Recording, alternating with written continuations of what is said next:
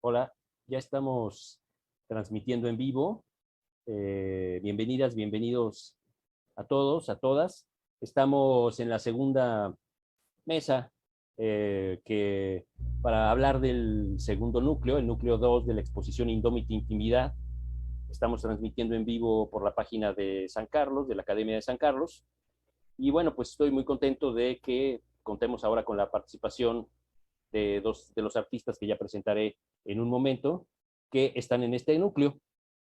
Quisiera muy rápidamente hablar digamos, de cómo se conformó la curaduría. De algún modo es una curaduría compleja en la medida en la que parte de una convocatoria que tiene un tema, digamos, general, intentando la mayor, digamos, una lectura muy amplia de este tema, vinculado, digamos, a los fenómenos en los que estamos ahora involucrados, o al menos esa era la primera, digamos, provocación, pero abierto del todo a lo que también nos sugiriera quien participara, en la medida en la que pues es una exposición, me faltó decirlo, de la generación 2019-2021. Entonces, entendemos que hay una gran diversidad, pensando también en las lógicas del posgrado, pues tiene muchas vertientes, muchas maneras, muchos campos o muchas subdivisiones del campo. En realidad yo siento que el campo artístico da para muchas posibilidades. Siempre que me preguntan qué pienso acerca del arte, en realidad digo pues que es una palabra que conjuga muchas prácticas de índole muy diversa, y que pues el arte lo que hace es intentar amalgamarlas y ponerlas a pelear, yo diría, incluso en algunos momentos, o ponerlas a convivir en los mejores casos. Pero también creo que son buenos casos los de la contradicción, en la medida en la que se puede elaborar a partir de ello condiciones para la discusión, la conversación y el disenso, y a veces el consenso también. Bueno, entonces, en esa medida, y pensando en esto, en la diversidad del posgrado, pues se reciben trabajos a partir de una convocatoria que en este caso, no sé si ya había habido experiencias de este tipo en otros momentos. Las que yo conozco no habían sido así, en donde se planteaba un tema y ese tema, digamos, marcaba subdivisiones. Antes solamente se armaba, según entiendo, se armaba la convocatoria y la gente mandaba sus trabajos, y a partir de ello se generaba, digamos, una cohesión de los trabajos, intentando, como decía, la mayor diversidad en las muestras y en la manera de presentar el trabajo. En este caso, no fue así. Ahora yo hice la provocación de algún modo para después conjugar lo que fuera llegando.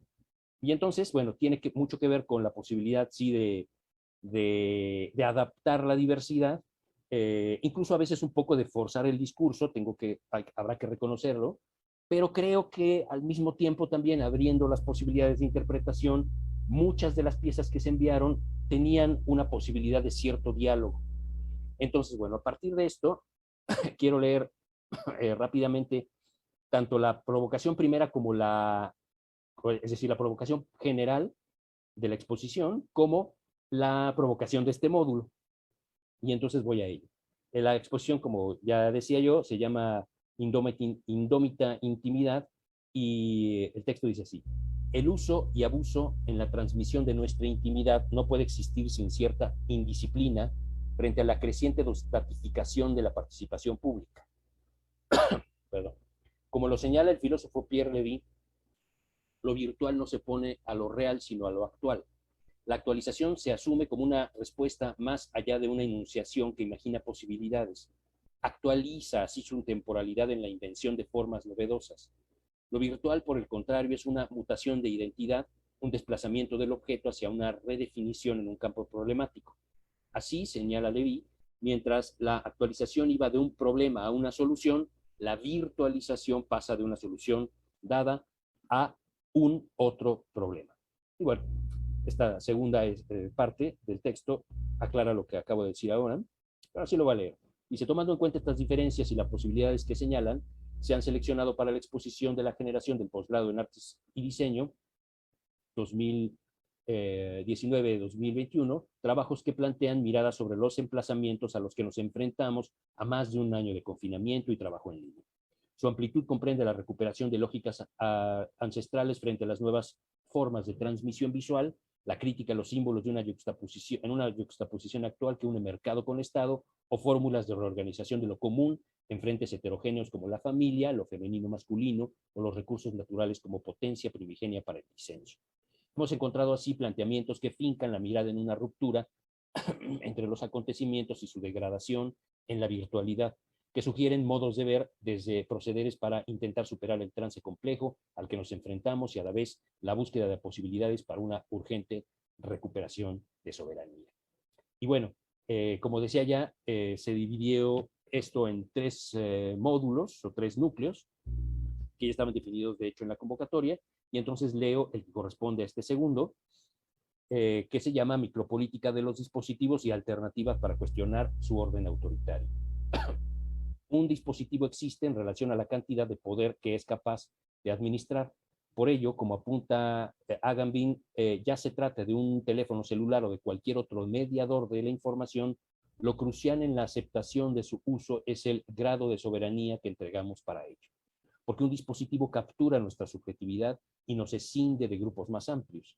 Es decir que, a la par de revocar nuestra intimidad, nos hiperdetermina e incluso ejerce vigilancia sobre nosotros.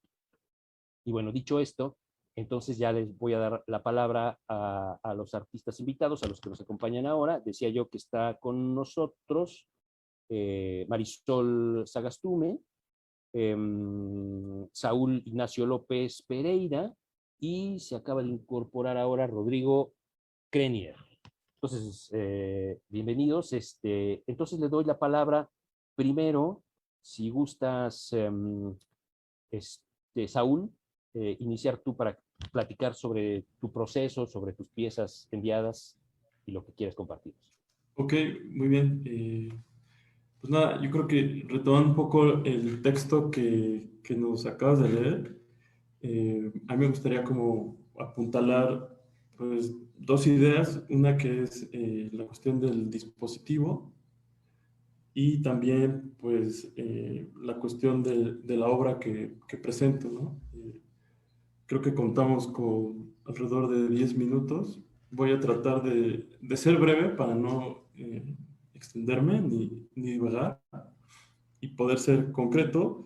Y bueno, estaba retomando algunas definiciones de dispositivo y encontré dos que me parecieron interesantes. Una sobre Deleuze, que dice que a partir de estudiar a Foucault, dice que el dispositivo es una máquina, ¿no?, que permite o posibilita la cuestión de hablar y escuchar.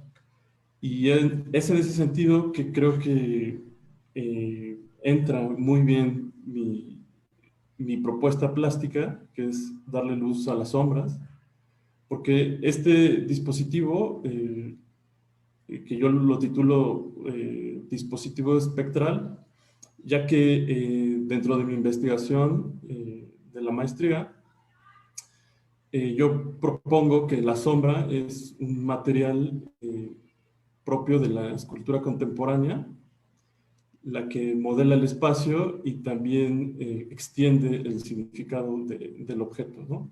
Entonces, en ese sentido, si quieres, vamos a la exposición y para echar un vistazo a la obra y poder explicárselas.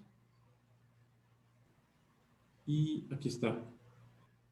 Bueno, yo creo que si comenzamos del lado derecho sería más factible, ¿no? Que es exactamente aquí, que es como el lugar en donde se aprecia más lo que está sucediendo con el dispositivo. En principio me gustaría como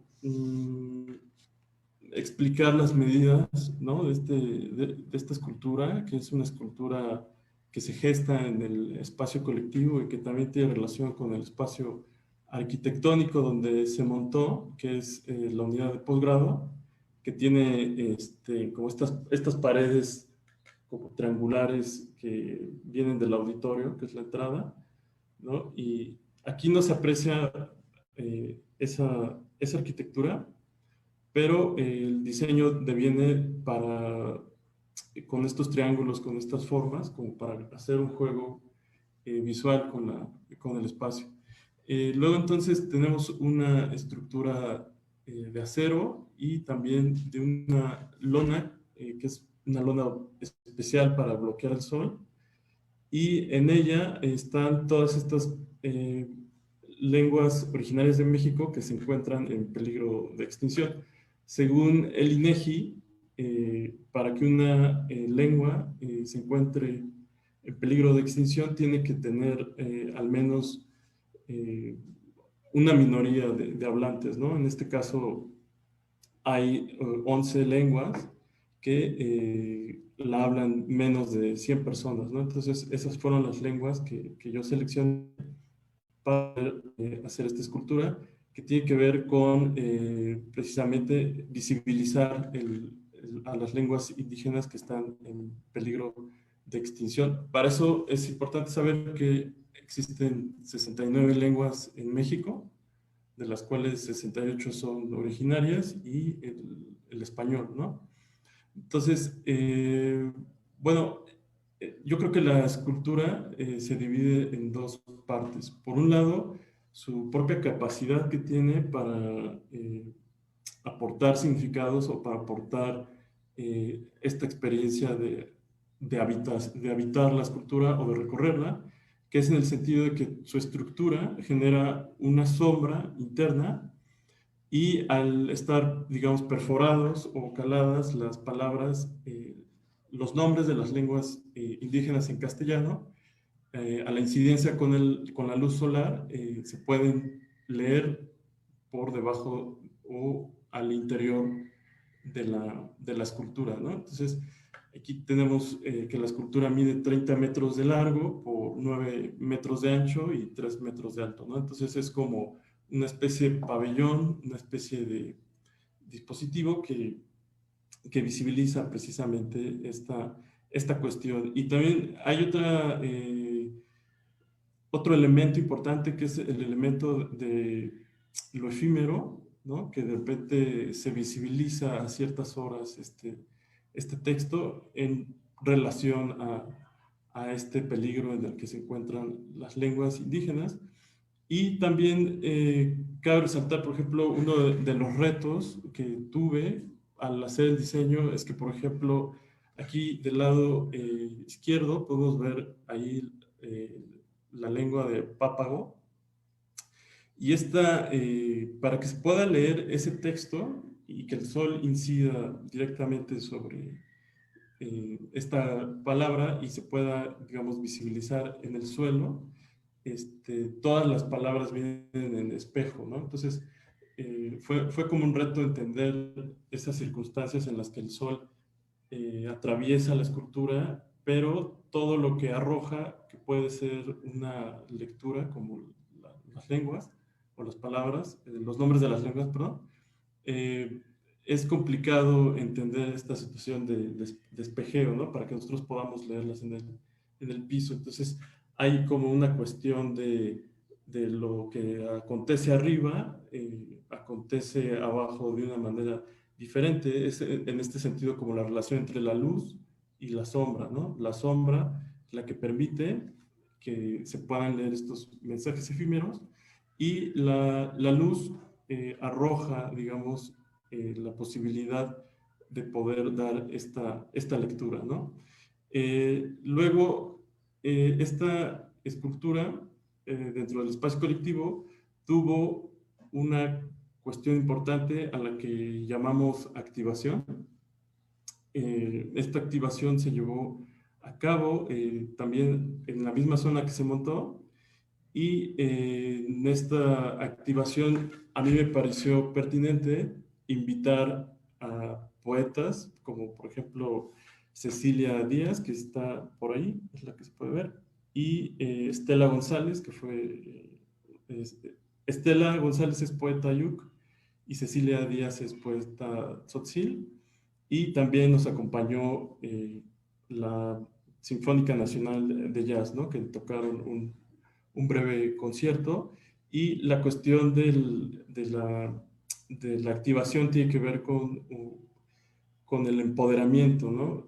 Según el INEGI también muchas lenguas se están perdiendo porque no hay espacios para conversar en estas lenguas, ¿no? Y también hay cierta discriminación. Entonces, a mí me pareció importante no solamente visibilizar eso que desconocemos y que está desapareciendo y que forma parte de nuestro territorio mexicano, sino que al mismo tiempo también tener el pretexto para que ese espacio al interior de las culturas se convirtiera también, como mencioné, en un espacio de empoderamiento para los que hablan una lengua originaria de México. Y en ese sentido yo creo que el proyecto funcionó bastante bien, fue bastante complejo. Yo tuve apoyo de muchos compañeros míos, inclusive también en la logística nos acompañó un amigo mío que se llama Alejandro Marín, que es experto en derecho indígena, él fue el moderador. Manuel Luizar, que es parte de la eh, Orquesta Nacional de Jazz, fue quien eh, me, digamos, me apoyó en el sentido de tocar, ¿no? De hacer esa tocada, porque, digamos, a nivel de precios, pues es muy costoso llevar un concierto con tal calidad de artistas. Y también lo que a mí más me llamó la atención, o digamos, el lado afectivo de la pieza, tiene que ver con la oralidad de escuchar las lenguas que todavía subsisten y que se practican, ¿no? Entonces, al escuchar a las poetas, pudimos tener este acercamiento que tiene que ver un poco con generar lazos de amistad, ¿no? Y en ese sentido quisiera citar un poco a Giorgio Agamben, que dice que sin la amistad la filosofía no es posible, ¿no? Entonces, creo que parte de la reflexión de esta obra es generar canales de comunicación y también pues lazos, ¿no? Lazos de afectividad y de aceptación, podríamos decir que de amistad, para que el otro, que es diferente a nosotros, no nos sea ajenos, ¿no? Que es, creo, lo que sucede muchas veces cuando nosotros desconocemos eh, estas lenguas y al acercarnos, pues, por nuestra ignorancia, no podemos entender absolutamente nada, ¿no? Entonces, yo creo que esas serían las cuestiones que me gustaría compartir por ahora y pues nada, les doy la palabra y muchas gracias por su atención. A menos de que haya alguna pregunta, no sé, por ahora creo que es... Sí, si quieres, Saúl, al final ya hacemos comentarios y preguntas, incluso si alguien que nos esté observando en el Facebook quiere hacer algún comentario o pregunta, también lo pueden poner ahí en la caja de diálogo de la transmisión y con mucho gusto la vertimos aquí. Ok, Bueno, perfecto, gracias. y muchas gracias, Saúl. Bueno, pues entonces le voy a dar la palabra ahora a Marisol Sagastume. Por favor, Marisol, si nos quieres platicar. Claro, muchas gracias, César. Pues sí, antes que nada, quiero agradecerte y agradecer a la Facultad de Artes y Diseño por la coordinación de esta exposición y por su amable invitación. Y bueno, pues yo creo que me gustaría un poquito empezar contando sobre mi trabajo y mi experiencia en el posgrado en artes visuales, porque justo mi proyecto para la maestría pues tiene que ver con la intimidad como herramienta discursiva dentro de mi producción artística. Y pues es un proyecto que realmente ha cambiado muchísimo a lo largo de este posgrado, de estos 2 años, y que de hecho inició pues inicialmente enfocado al análisis de la obra de otros artistas. Pero bueno, debido a toda una serie de procesos y circunstancias que un poco yo creo que sí tuvieron que ver con la pandemia, pues poco a poco como que fui intentando construir mi propia voz hasta que me di cuenta de que realmente lo que estaba queriendo hacer era reencontrarme con mi trabajo y con mi forma pues de posicionarme ante el mundo y ante el mundo del arte, ¿no? Y bueno, pues finalmente la pieza que envié para esta exposición es una pieza que se realizó durante la pandemia que se llama Ritual de Maleabilidad, un poco jugando con con una cosa que me gusta mucho que comenta Paul Preciado sobre el cuerpo como algo que es maleable, ¿no? Entonces, en este sentido, pues yo pensaba como en el maquillaje y en estos algodones para desmaquillarme, pues como una extensión de mi corporalidad, ¿no? Y también pensando en lo que dice Julia Kristeva sobre la intimidad como algo que va hacia afuera y hacia adentro, ¿no? Que está todo el tiempo como en tensión constante. Y entonces, bueno, pues esta es una pieza que cuestiona, por un lado, pues la forma en la que yo como mujer me coloco ante el mundo y en lo que una mínima acción ejercida sobre mi cuerpo, tan sencilla como el maquillarme, pues puede implicar, ¿no? Entonces, pues es una pieza que consistió en almacenar durante 43 días seguidos durante la pandemia los algodones con los que me iba desmaquillando durante la noche, que un poco pues también es un poco como un gesto inútil, ¿no? Porque pues durante la pandemia pues ¿para qué te maquillas? O te estás maquillando para la cámara pues pensando también como en esta cuestión de los dispositivos, ¿no? Y luego, pues ya fui jugando un poquito más con la idea del registro de la pieza y pues empecé a grabar también los momentos en los que me maquillaba al comienzo del día y los momentos en los que me desmaquillaba durante la noche. Y luego comencé a hacer esta serie de fotografías de los acercamientos de los algodones, que la idea es que deriven en un libro de artista o incluso que se puedan llegar a imprimir en gran formato, porque también me gusta mucho pues como este juego entre lo micro y lo macro y, y de cómo un elemento tan aparentemente insignificante puede contener todo un universo dentro, ¿no? Y además, pues también me gusta mucho pensar en la obra como un infinito, en el sentido de que se va construyendo y transformando a sí misma, no solo porque tenga miles de posibilidades, ¿no? Como esto de hacer las fotografías o hacer un video o construir un archivo, sino porque existe la obra en el momento presente, ¿no? Y pues de eso va un poco mi trabajo. Gracias, César. Ya, muchas gracias, Marisol. Buenísimo. Sí, ahora platicamos un poco más al final bueno, ahora que terminen de comentar su trabajo, porque sí, me interesó mucho tu trabajo, entonces tengo algunas preguntas que hacerte, digamos. Buenísimo. Bueno, pues ahora le doy la palabra a Rodrigo Crenier para que nos platique también acerca de sus procesos. Hola. Buenas tardes. Pues, también quisiera agradecer a la universidad y este, pues a todos mis compañeros también que están aquí presentes. Pues bueno, yo quisiera pues primero hablar un poco también del trabajo, porque pues deriva un poco, bueno, estas piezas que elegí pues derivan de un proceso también que tiene que ver con el relato urbano, ¿no? Entonces, pues me parecía interesante el, eh, pues la propuesta, ¿no? Sobre la micropolítica de los dispositivos. Y pues yo pues propuse algunas páginas de historieta eh, como, pues como un contradispositivo por el contenido poético y pues el proceso que me llevó a estos resultados, ¿no? Que fueron, pues, como les decía, el relato urbano y cómo desde diferentes puntos de la ciudad y desde donde están situadas las personas que yo entrevistaba, eh, pues surgía de alguna manera el mito y como forma de completar los espacios no conocidos de la ciudad, ¿no?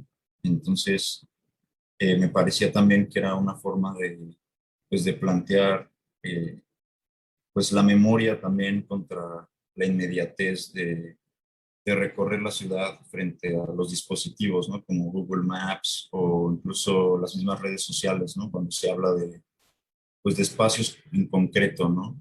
Y pues el dibujo también me parecía como eh, una, una forma también pues, de configurar mi propia interpretación de los relatos y darles como una, una pues un estilo diferente a cada relato, ¿no? Como diferente tono, digamos. Entonces, pues me pareció interesante como esa reflexión sobre la, la página del cómic, o sea, cómo se construye la página de la historieta, o cómo la estoy construyendo yo mismo, a partir también pues de una idea sobre lo poético y sobre la búsqueda del otro, ¿no? Y cómo también tiene que existir eso para que pueda suceder la narrativa. Que bueno, ahorita estoy todavía trabajando en la novela gráfica, que en forma general pues ya es como, pues no es una historia en sí, sino microhistorias que en general pues construyen una especie de atlas también. Y, pues, bueno, eso sería todo. Muchas gracias.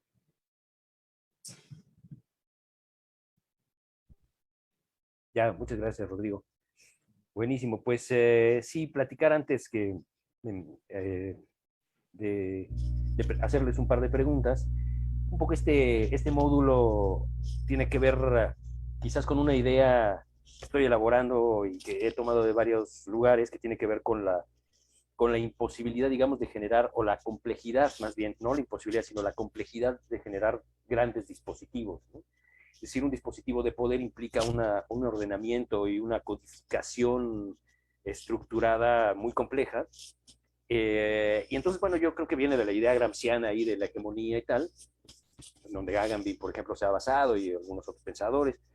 Y el caso es que Bourdieu, por ejemplo, también tiene este tema. Bueno, el caso es que, digamos, es una red de significados que solamente puede obtener, bueno, más bien puede caer o puede irrumpirse en ellos si se construye otro dispositivo, ¿no?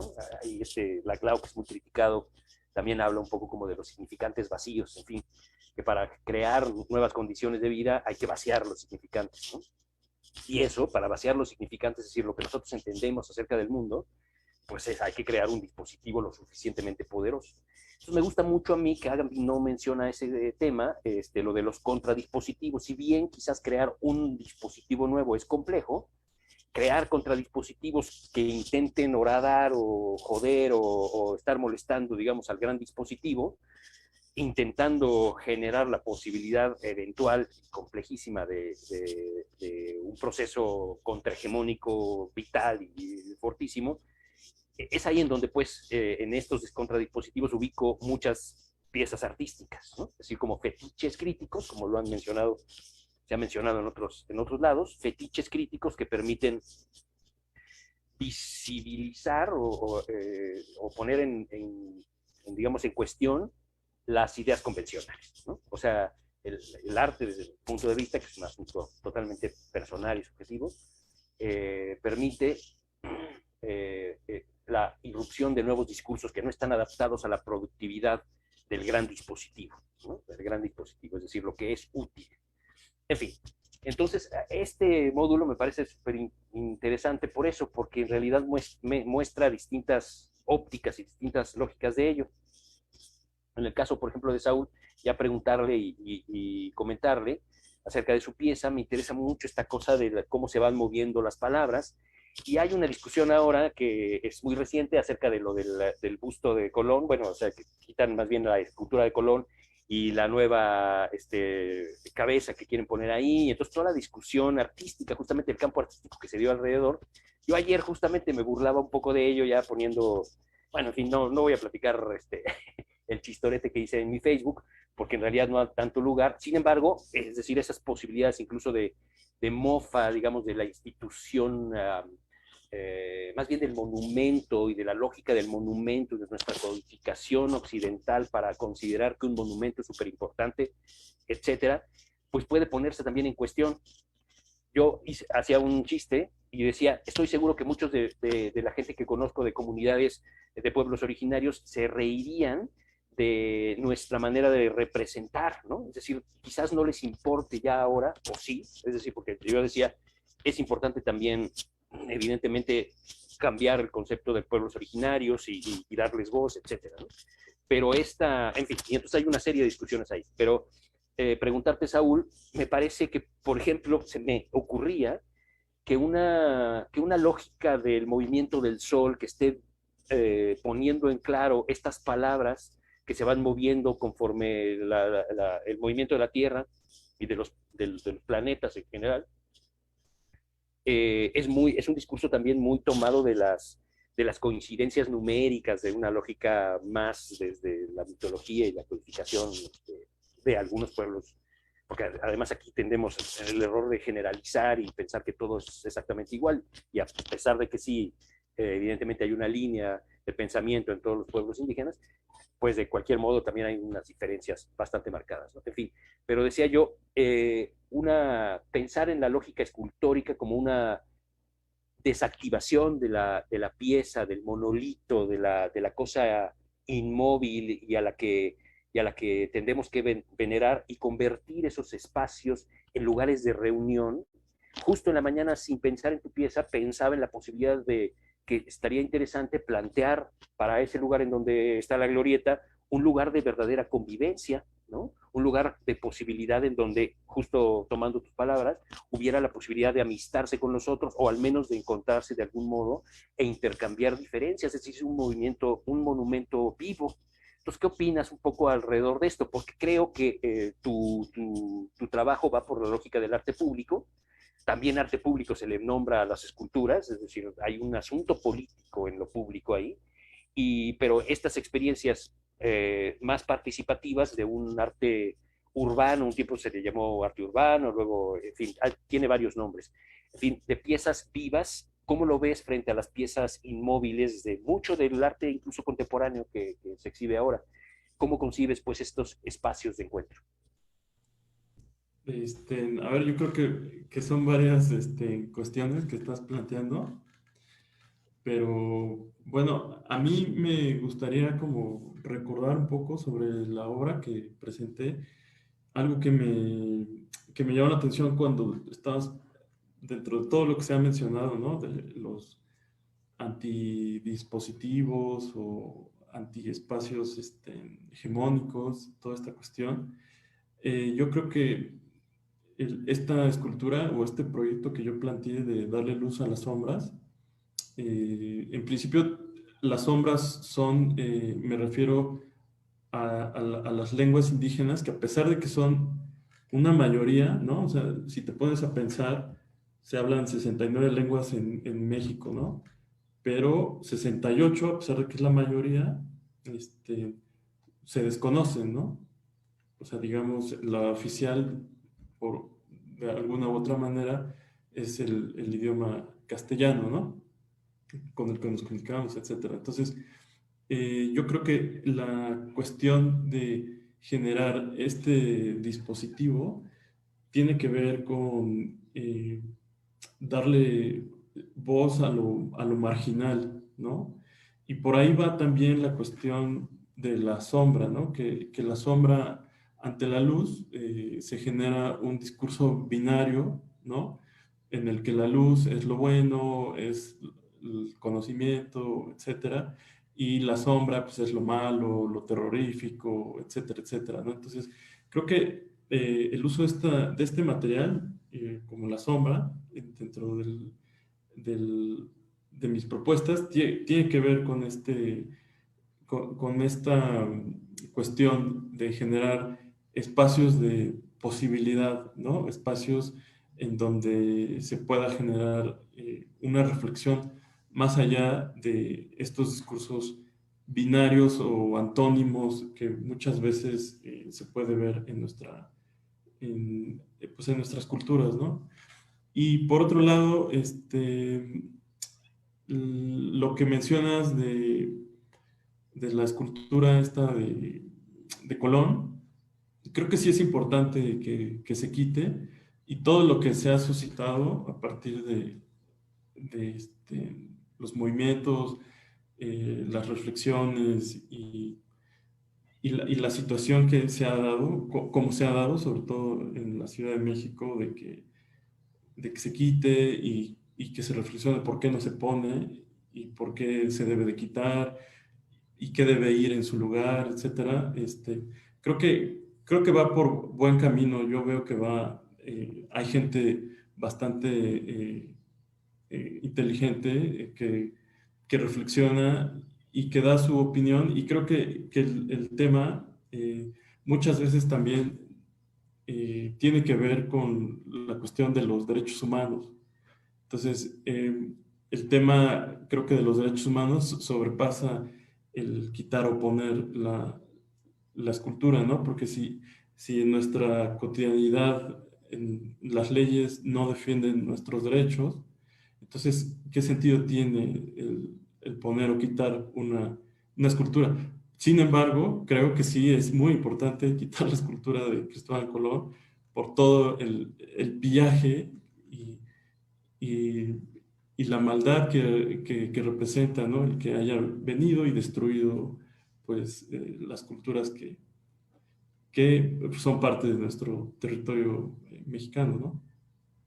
Y que forman parte un poco de nuestra identidad actual. Sí, totalmente de acuerdo contigo, Raúl, porque sí, al menos ha suscitado también la discusión de temas que son muy importantes de comentar y de poner en el tintero, digamos, y que se olvidan.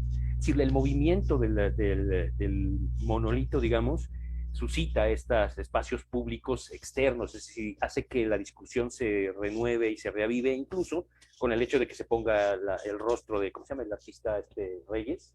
Pedro Reyes, creo, el Pedro rostro, Reyes.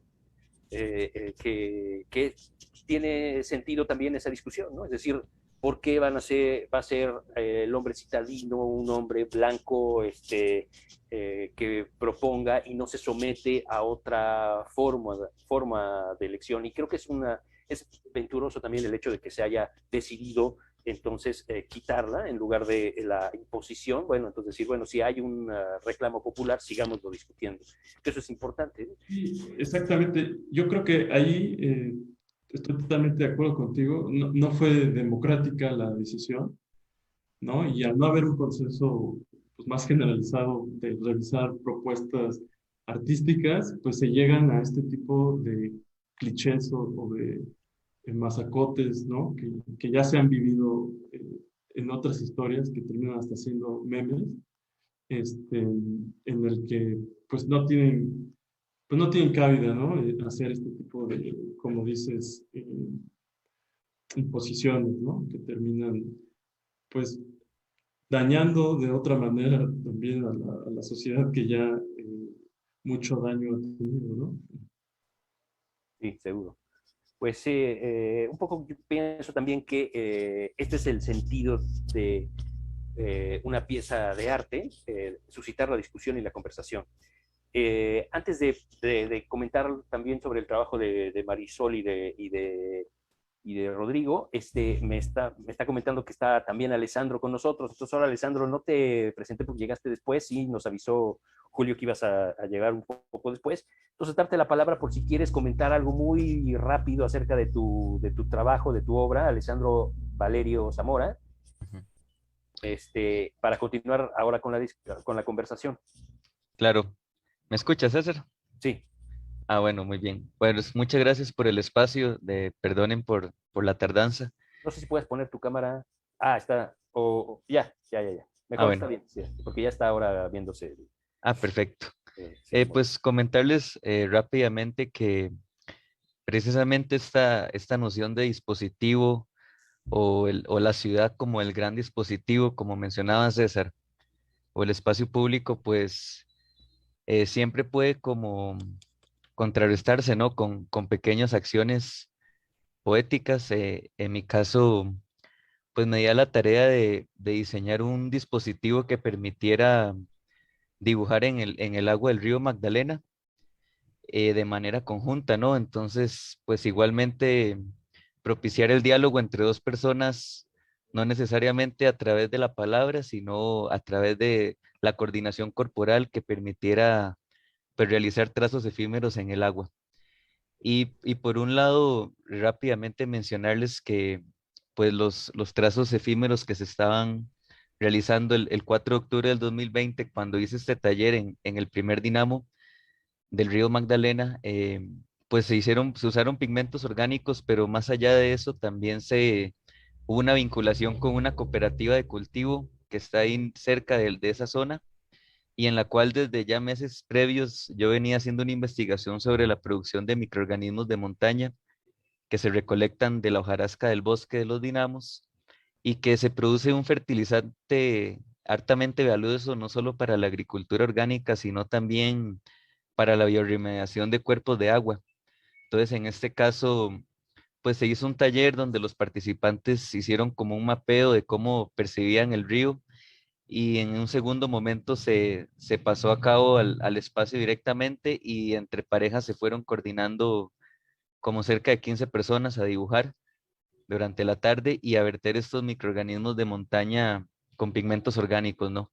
Entonces un poco esa fue la intención y como decías, pues sí hay una idea de contradispositivo en el sentido de que pues permite ver de diferentes maneras como la gente actualmente percibe el río Magdalena y precisamente cómo se percibe es uno de los grandes problemas de por qué se contamina o por qué se invisibiliza o por qué se seca o se destruye en algunas partes de su cauce, ¿no?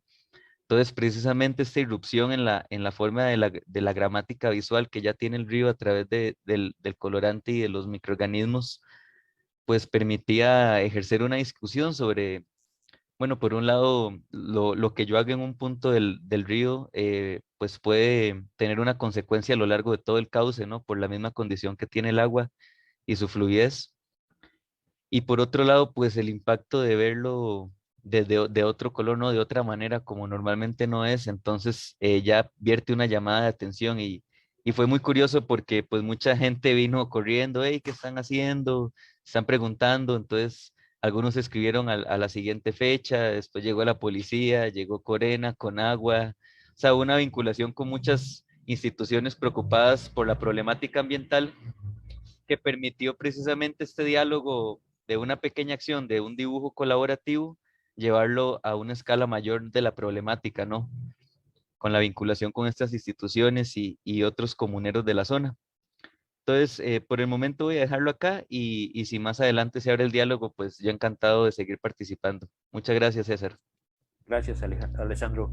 Pues mira, voy a retomar algo que dices para ligarlo también con algo que comentaba Saúl, o que quería comentarle a Saúl más bien, que tiene que ver con el tipo, la continuidad de este tipo de piezas, porque hay una posible crítica que podría haber, no me refiero a su trabajo, sino en general a la puesta en juego de estos justo contradispositivos o maneras de participación, es que a veces ya no hay continuidad. Entonces, preguntarles acerca de la continuidad, porque la fuerza de las piezas es la posibilidad de que más gente se pueda acercar a ello.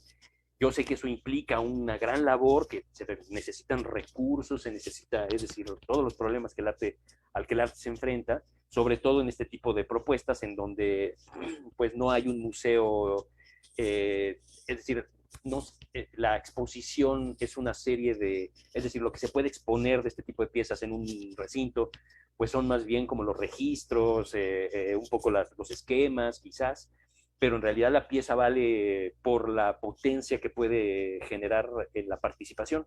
Entonces, preguntarles a ambos, y también si los demás quieren comentar y participar también al respecto, por supuesto, pero preguntar justo cómo ven el tema de la continuidad de este tipo de piezas. ¿Qué tienen pensado, pues, para seguir? Claro, claro, César. Creo que es una muy buena pregunta porque estoy de acuerdo con vos. Precisamente, pues las acciones recobran fuerza en su repetición, ¿no? En su continuidad.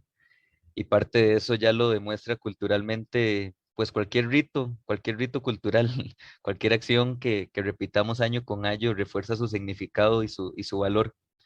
Y pues en mi caso lo que yo he estado realizando es una metodología para la vinculación comunitaria y que precisamente estas acciones puedan pues ejercerse de manera autónoma sin la necesidad de su institucionalización y mayores recursos. Por eso pues los materiales que se usan son del propio lugar, ¿no? Y se pueden producir ahí mismo sin mayores costos. Y al mismo tiempo, pues este día de taller precisamente abrirlo a, pues, a su repetición, ¿no? Y como decía ahora, pues también de alguna manera algo que pasó en este caso fue que en las redes sociales hubo como mucha, pues mucha continuidad o muchos comentarios sobre lo que pasó ese día en el río y a partir de eso, pues mucha gente quiso inscribirse al siguiente taller, ¿no? Y cómo, o sea, el impacto en un primer momento podía llevar a que muchas otras personas se unieran en un segundo momento. En mi caso, este taller se planteó en 3 fechas y esta fue solo la primera. Entonces ya precisamente lo de la continuidad estaba pensado, ¿no? Como un componente del arte educación en el diseño de los talleres. Y pues precisamente también la continuidad no solamente se puede dar desde la acción misma, sino también estuve diseñando algunas infografías que explicaran, ¿no? El uso de estos microorganismos, cómo prepararlos en tu propia casa, cómo verterlos. Entonces, también la continuidad puede ir más allá de la misma acción y puede explayarse a pequeñas otras acciones, ¿no? Que sean como pequeñas cosechas, ¿no? De lo que en un primer momento se realizó. Y a partir de ahí, pues, esa es la ventaja del conocimiento, ¿no? Que puede expandirse. Y en este caso siento que las infografías al trabajar con comunidad son muy ágiles porque resumen la información, te permite empoderarte para hacerlo y de paso pues te informa con sus beneficios, sus usos, su historia, ¿no? Entonces, de mi parte pues así he ido pensando un poco este proyecto. Ya. Sí, pensaba en el trabajo de, se me olvidó ahora el colectivo que utilizan infografías muy conocidos, yo conozco a ellos de hecho argentinos, Iconoclasistas, iconoclasistas, exactamente, sí, qué son bueno, buenísimos. son buenísimos y Y que precisamente ellos lo dejan a open resource, ¿no? Ahí en internet, cualquier comunidad puede apropiarse de ellos, hacer los mapeos y siempre se renueva en cada uso. Es muy rico, esa herramienta es muy buena. sí, y además las infografías extraordinarias y además tienen un asunto no solamente artístico, sino que, bueno, él es el diseñador y ella es socióloga, entonces hacen una muy buena mancuerna ahí para completar un proyecto colaborativo que no solamente, que es ahí en donde yo veo la posibilidad de colaboración, en realidad no es nada más colaboración entre artistas, sino colaboración entre, digamos, disciplinas pertinentes para resolver un problema, ¿no? Entonces se coordina un grupo de trabajo que hace la posibilidad de una acción, que emerge una acción. Entonces el arte sí se queda un poco relegado en esos casos, a veces, o toma solamente un pequeño sitio, un espacio desde el punto de vista organizacional y también de propuestas, digamos, estéticas, para nombrarlas de algún modo, pero que se retrae frente a otro tipo de decisiones que resuelven problemas específicos, ¿no? Buenísimo. Bueno, no sé, Saúl, si quieres mejor conversar después sobre esto, no sé si tienes algo que decir respecto a esto, o para no comernos mucho el tiempo, porque ya estamos un poquito... Y no, adelante que participe Marisol y Sí, Rodrigo. ok, gracias. Y para preguntarle a Marisol, porque creo que su óptica es al contrario de estas, bueno, al contrario, sino a diferencia de estas piezas más participativas y más públicas, lo suyo tiene que ver absolutamente con un asunto íntimo. Ella está más en la reflexión de digamos, del transcurso en el que hemos estado. Si bien estas dos piezas, tanto de Saúl como de Alessandro, también toman una significación muy interesante a la luz del problema de la pandemia, en el caso de Marisol, pues hay un asunto que sí lo aborda de manera muy clara, ¿no? Yo el otro día que explicaba, cuando se inauguró, digamos, la exposición, comentaba sobre un texto de Graciela Montes, que es una escritora argentina, y de ahí tomé yo un poco lo del tema de lo indómito, porque ella habla de la frontera indómita respecto a la infancia. Y la frontera indómita es la frontera indomable, es decir, en donde los niños no pueden ser educados del todo, en donde ese espacio de rebeldía y de digamos, no sé si plantearlo desde lo natural, pero sí desde una visión que no puede invertirse justamente en los significantes convencionales, queda ahí en esa frontera. Entonces yo veía que justo el trabajo de Marisol está un poco en esa frontera, porque a mí me gusta mucho el tema de la máscara y tal. Entonces en su planteamiento había también algo del residuo de la máscara, si lo interpreto, no sé si ya estoy haciendo mi lectura muy personal, pero sí sentía que esto en origen se ve solamente como una especie de masa peluda, colorida, y que parece más bien la piel, o sea, al principio parece la piel de un animal, las distintas fotografías que muestras, Marisol. Después, cuando te enteras que se trata más bien del residuo, de la máscara de lo social, me parece que se coloca en ese lugar de la frontera. Entonces, bueno, solo pedirle a Marisol que complete esta lógica, como lo ve a la luz de esta lógica de la máscara y de lo íntimo, justamente. Claro, sí, totalmente. Sí creo que hay una cuestión ahí con el tema de la intimidad y los límites, ¿no? Entre la intimidad, lo privado y lo público. O sea, creo que sí hay un algo del que no nos podemos desprender totalmente, ¿no? Porque finalmente, pues la intimidad, sí, o sea, si bien se interpreta incluso etimológicamente como lo más profundo, lo que está más adentro, pues también está permeado todo el tiempo por lo que está afuera, ¿no? O sea, se me hace muy interesante en este sentido, pues cómo dialoga ya mi pieza, pues, con las piezas que mostraron mis compañeros ahorita, eh, pues como con esta cuestión de que estamos completamente inmersos en toda una serie de cuestiones que construyen nuestra identidad, ¿no? No podemos desprendernos de eso. Entonces sí creo que tiene un poquito que ver con aquello de la máscara. Y bueno, esto de lo natural, pues que es un tema bien complejo, ¿no? Como pensar en qué es lo natural o qué somos realmente en lo natural, ¿no? Sí, es un tema que se me hace bien interesante. Sí, creo que ya hablar de naturaleza es un problema. Sin embargo, pues siguen esos discursos en nuestra manera de entender el mundo también, porque son como lógicas esencialistas, ¿no? Muy de la inmanencia, muy de la búsqueda. Y no es que, digamos, el otro día comentando con un amigo sobre un problema específico, le mencionaba justo que a veces la posibilidad, la meditación o prácticas de absoluta inmanencia, ¿no? Te permitirían no necesariamente encontrar la posibilidad de identidad, sino la posibilidad de ficcionar la identidad. Es decir, que la máscara, es decir, la persona, que es etimológicamente, la palabra máscara viene de ahí, no, más bien la palabra persona es máscara, eh, eh, tiene que configurar una especie como de dispositivos, o más bien vincularse con el dispositivo.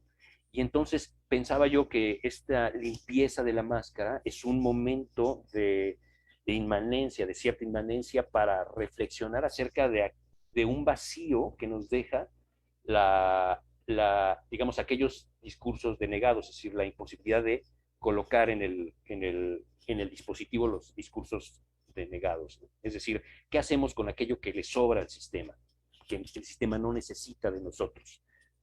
Y la reflexión paulatina de irse desmaquillando es, o la meditación que podría darse en ese momento, permitiría también reflexionar acerca de qué hago con esto que me sobra, con el sobrante, ¿no? No lo puedo invertir en ningún lugar.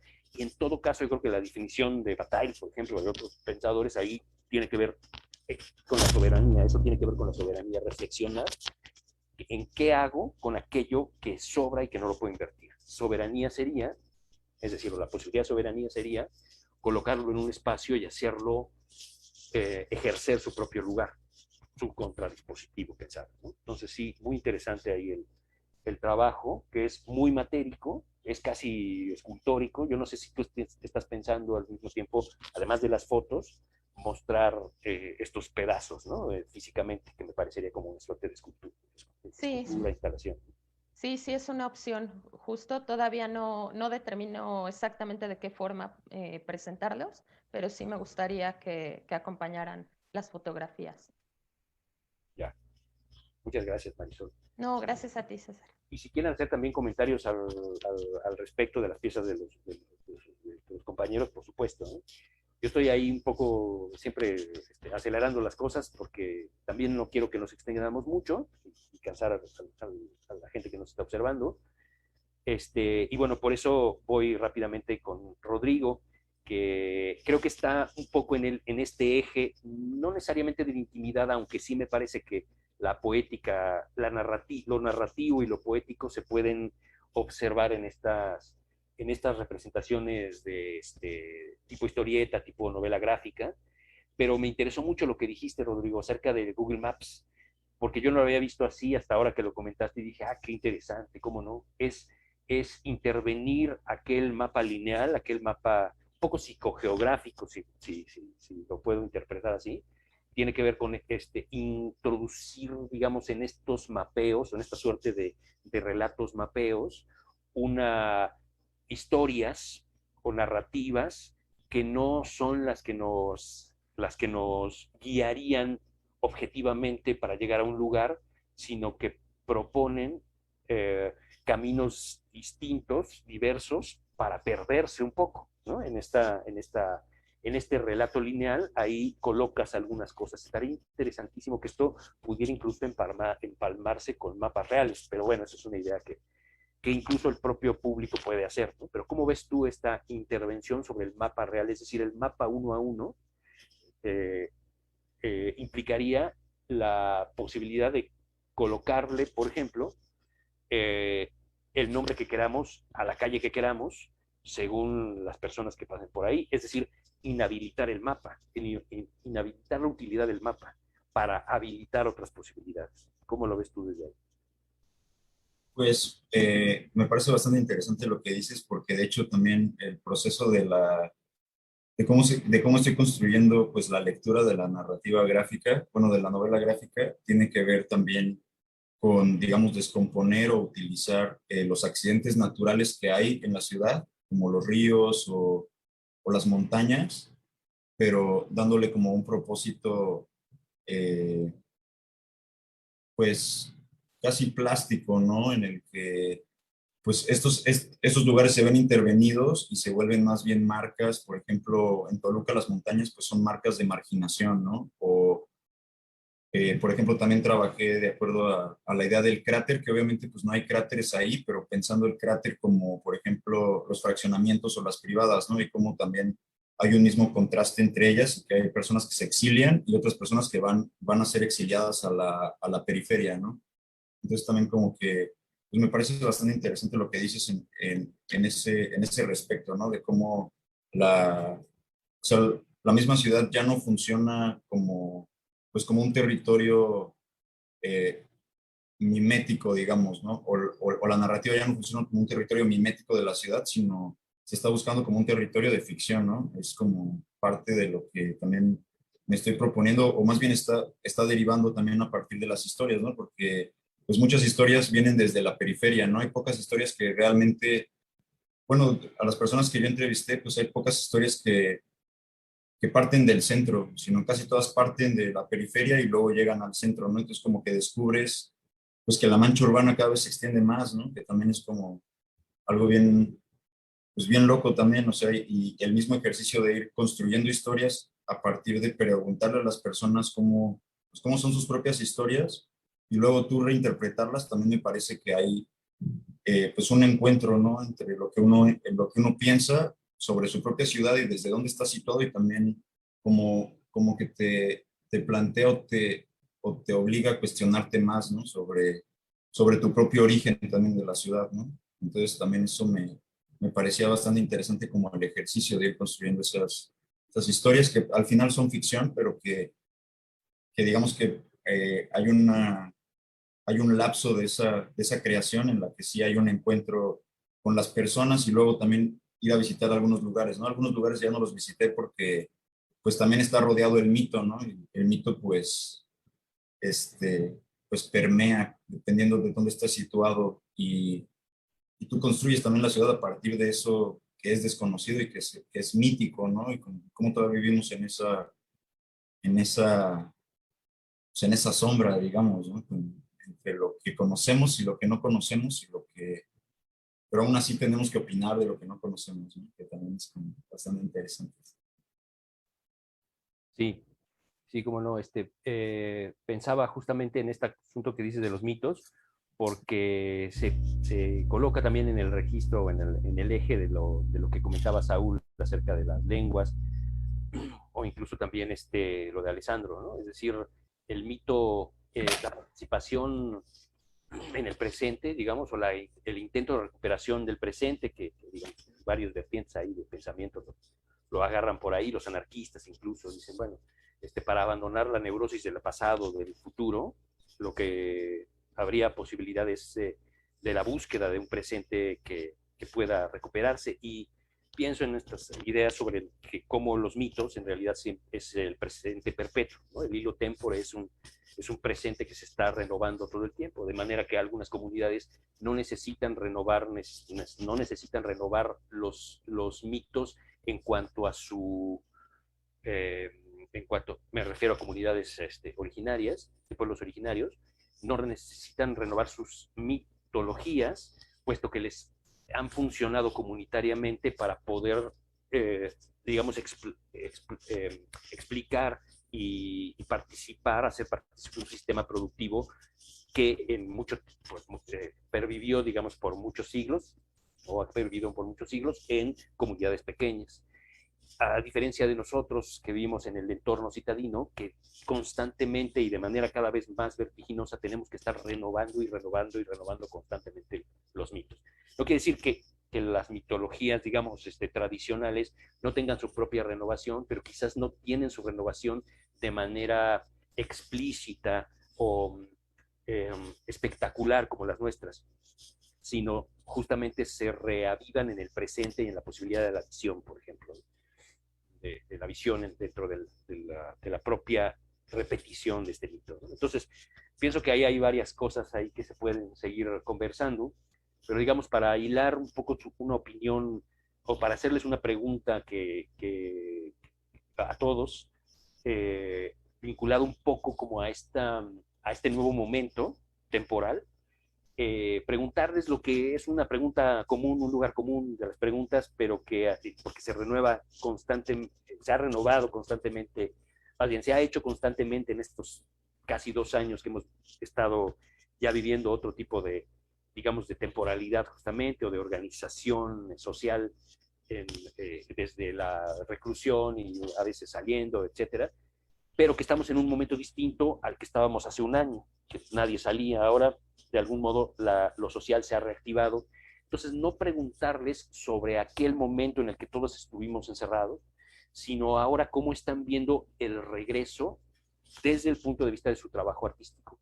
Es decir, cómo ya no quizás la perplejidad en la que estábamos hace unos meses, sino ahora, aunque seguimos un poco perplejos, creo que estamos intentando ahora reactivar nuestra actividad y reactivar nuestra manera de, digamos, nuestro trabajo y nuestra manera de presentar nuestro trabajo. Entonces, ¿cómo ven, a la luz de lo que está pasando ahora, de un regreso parcial, etcétera, etcétera, su propio trabajo artístico? Quien quiera conversar.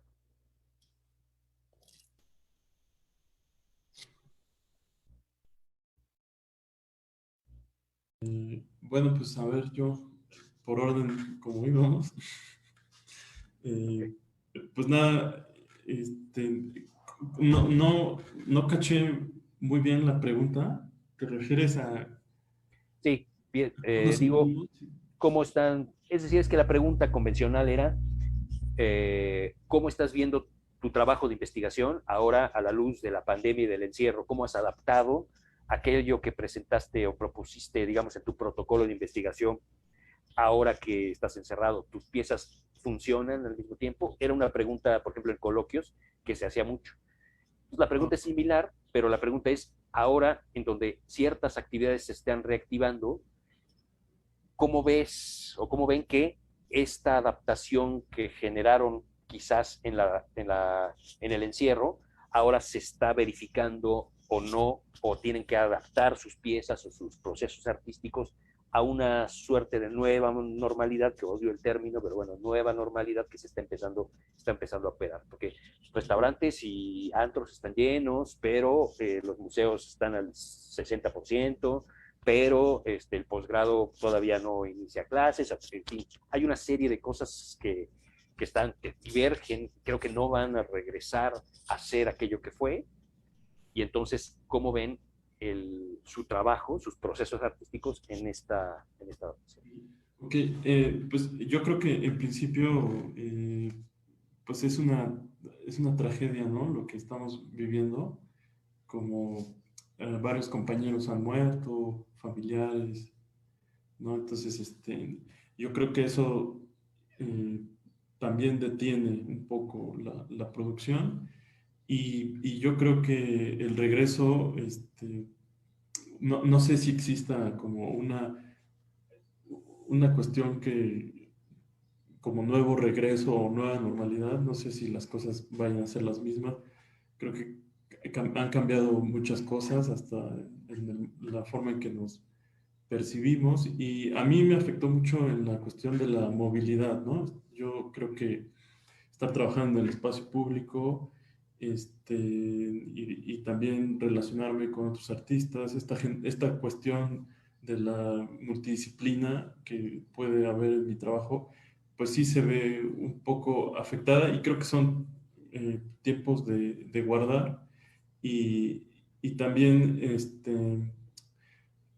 yo tenía planteado también esta cuestión de la obra que presenté, plantearla también como en espacios expositivos como museos, ¿no? Tiene esta cualidad también como de incorporarse a los espacios arquitectónicos, ¿no? Las estructuras que tiene mi obra, digamos, son como esqueletos, ¿no? Pero en realidad el acontecimiento o la acción que sucede de visibilizar las lenguas en peligro de extinción, pues es un dispositivo portátil, ¿no? Por así decirlo. Entonces, en ese sentido, a mí quería como retomar lo que dijiste, ¿no? Cómo continuar esta cuestión de las obras, y por ahora yo creo que lo estoy continuando con prototipos, con maquetas, y con esta cuestión de lo portátil que en un principio, cuando hice la pieza o la obra, lo tenía en cuenta, ¿no? Pero a mí lo que me interesaba muchísimo era generar un punto de encuentro diferente dentro de un espacio ya establecido como es la universidad, ¿no? Entonces, ahora que el- las posibilidades son más complejas y por alguna otra manera de decirlo peligrosas, ¿no? De contagiarse o de contagiar, yo creo que sí me he visto reducido a pensar mi obra de manera como pequeñas maquetas o pequeños prototipos, pensando en un futuro, ¿no? Que todo llegue que la pandemia pueda llegar a controlarse, ¿no? Entonces, pues esa sería como mi opinión. Ya, sí, porque eventualmente incluso podría no afectar necesariamente los procesos, ¿no? Sino enriquecerlos en términos, evidentemente, del propio dispositivo. Salir ahora, por ejemplo, a la calle y hablar con la gente y poner este lugar de encuentro, pues puede ser interesante con los cuidados y tal, pero también puede ser interesante lo que puede salir ahí. ¿Cómo ven los demás? Pues, si quieren, sigo yo.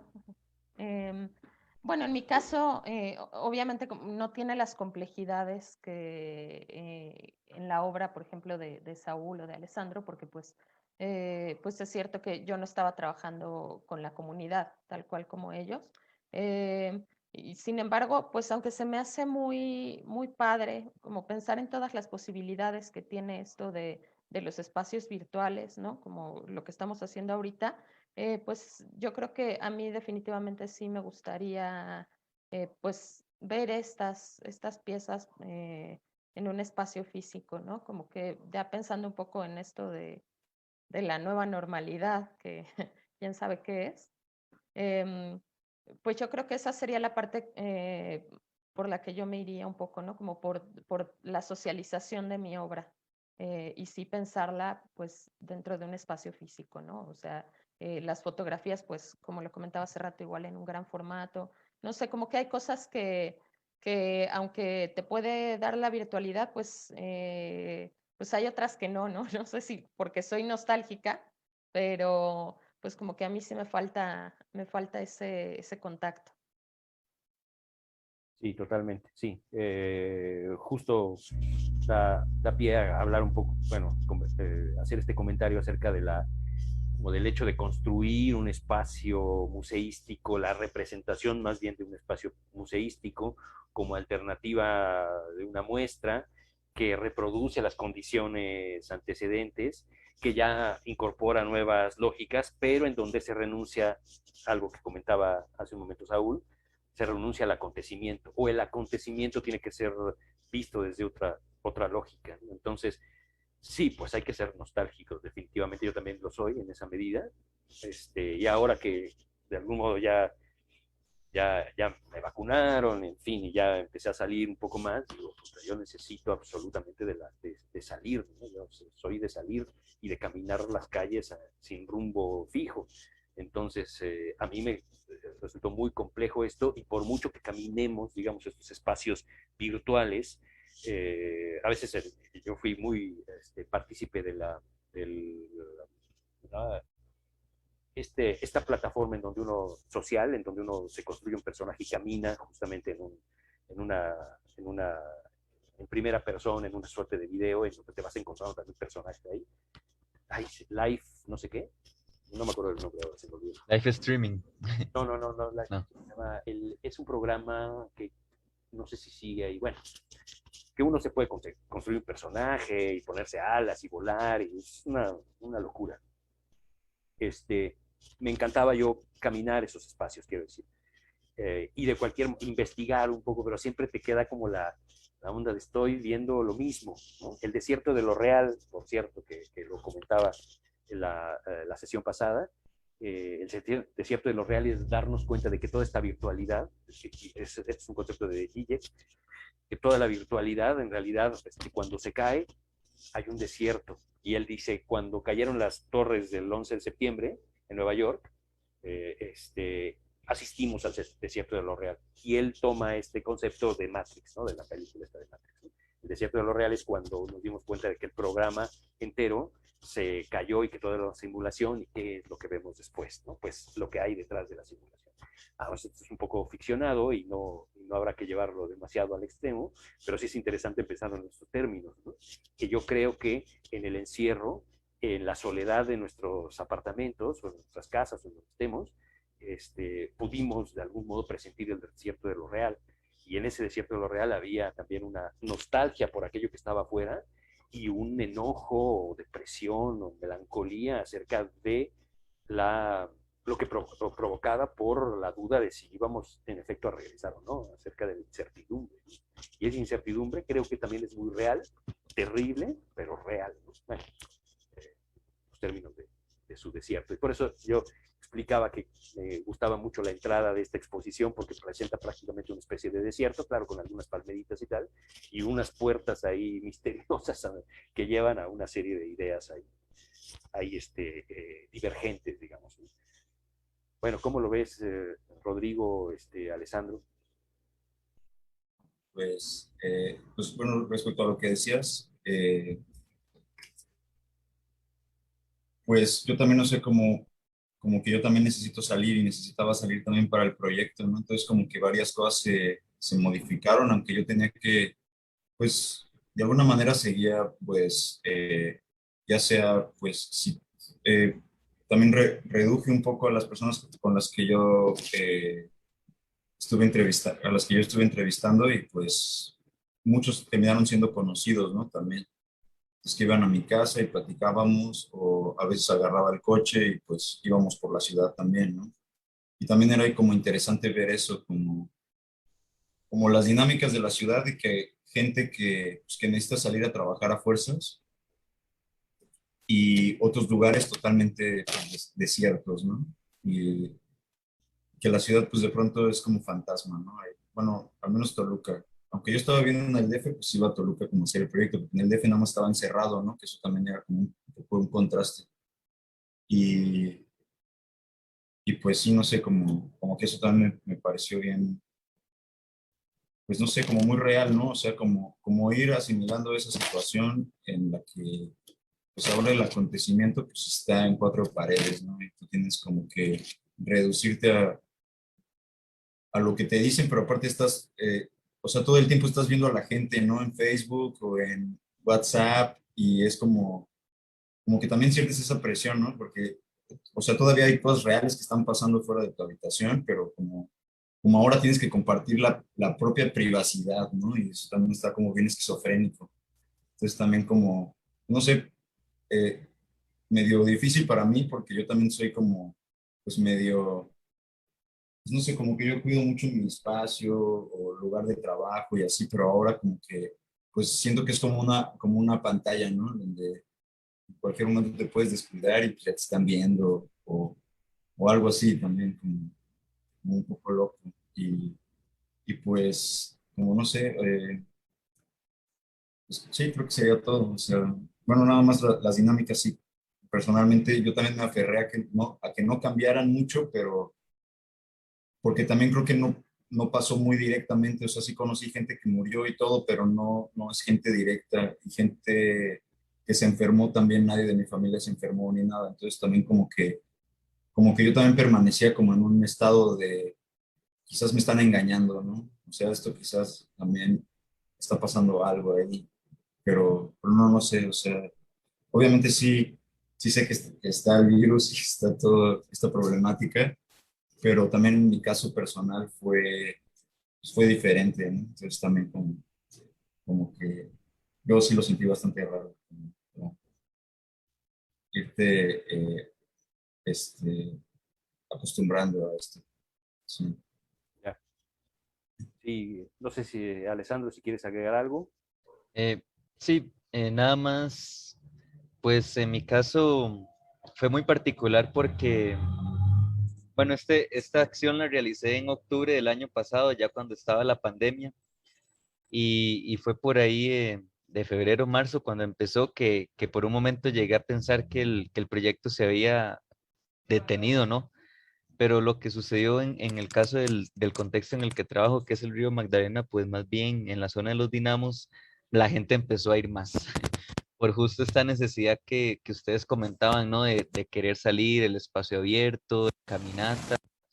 Y como es una zona al aire libre, pues había cierta seguridad de parte de las personas de que están caminando ellas solitas, ¿no? Y que no hay mucha aglomeración.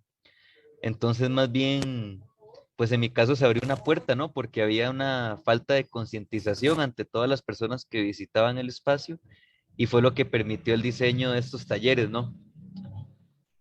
Entonces, más bien, pues el trabajo, en mi caso, continúa y seguimos diseñando talleres, ahora con un biólogo y otros integrantes de la cooperativa, pues precisamente para continuar esta labor, ya sea a través de infografías o de tutoriales de video o en algunos casos de la experiencia presencial. Ya, buenísimo.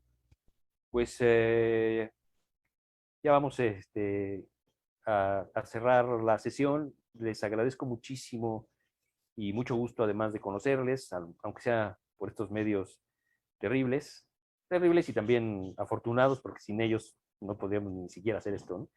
Entonces son ambiguos, ambivalentes, dependiendo desde dónde los critiquemos.